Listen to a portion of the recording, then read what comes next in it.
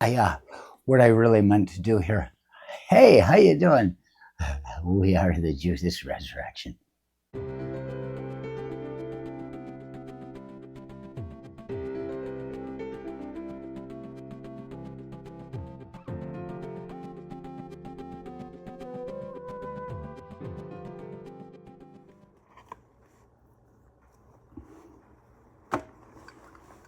In the time of dreaming,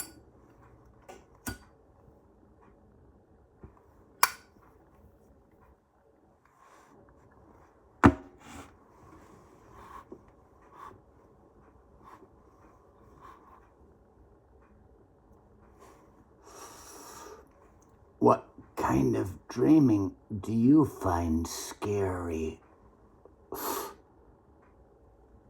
Not nightmares, but things that prickle you just a bit.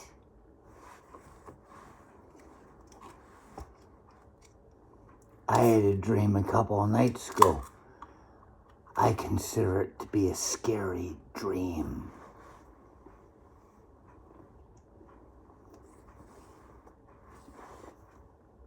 I was in the desert again, and I have dreams of being in the desert. And if I had something they called post-traumatic stress disorder, I would have a hard time accepting it because I consider them fond memories. I was in the desert again. Dreamed I was there. I was dreaming. It was one of those things, you're dreaming. It's real life. You could wake up to it and it wouldn't make any difference. It's what you're living right now.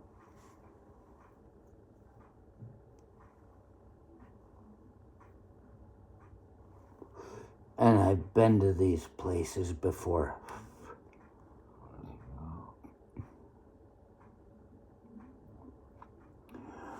There were young women everywhere, which is unusual, more than I was used to seeing when I was in the desert.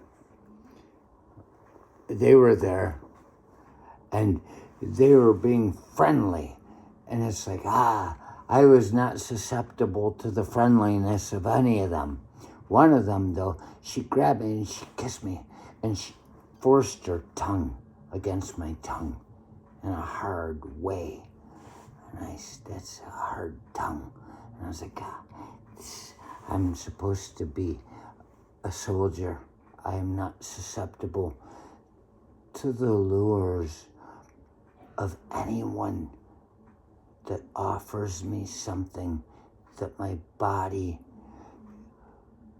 would take and my mind would regret forever. I didn't take it.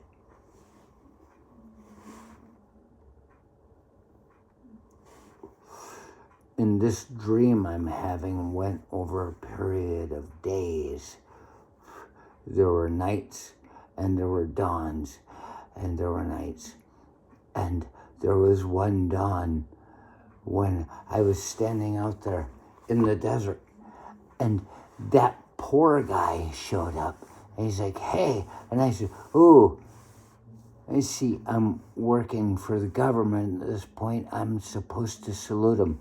And you're not supposed to salute in the open air, but I didn't have a problem with it. I suppose something in the back of my mind must have been saying, if you're going to take the shot, take the shot. But I saluted, and I stood there saluting, and he stood there with his arm down. He was like, and finally I said, fuck it. I dropped my salute. Nobody shot. And we started talking. And the things that I've seen about Bill Maher having dinner with him, where he says, hey, he was a really friendly guy. I've never seen him laugh in public, but he was the friendliest guy in the world. That was what was going on in the dream. He was talking to me. And I said things to him, I guess like the Mom Donnie thing that just happened, but it was before I heard about it. I said things. I'm like, well, I figure this is probably the way. And he was like, really? And he was like a child behind the scenes of the camera. He was like a child, and he was just excited, and he was friendly, and he was like, blink, blink. And he said at one point, he said, "Oh, well, next time you sit down in your chair," this is a quote from the dream, "next time you sit down in your chair, look down between them, and there will be a bottle of vodka there." And I looked at him, I said, "Oh, I don't drink vodka." And that's the truth. And I stay away from hard liquor. Hard liquor could be the death of anybody. And vodka, I've never seen a bum that wasn't looking for vodka. 5 o'clock vodka, it's 5 o'clock somewhere under a bridge.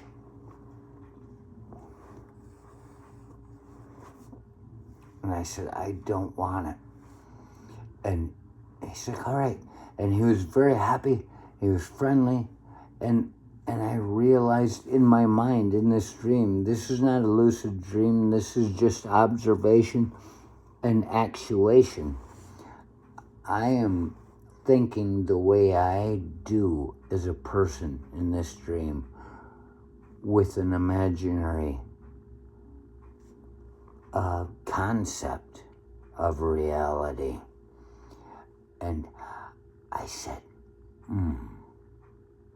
I can't take the vodka, because if I do, it means I owe him something.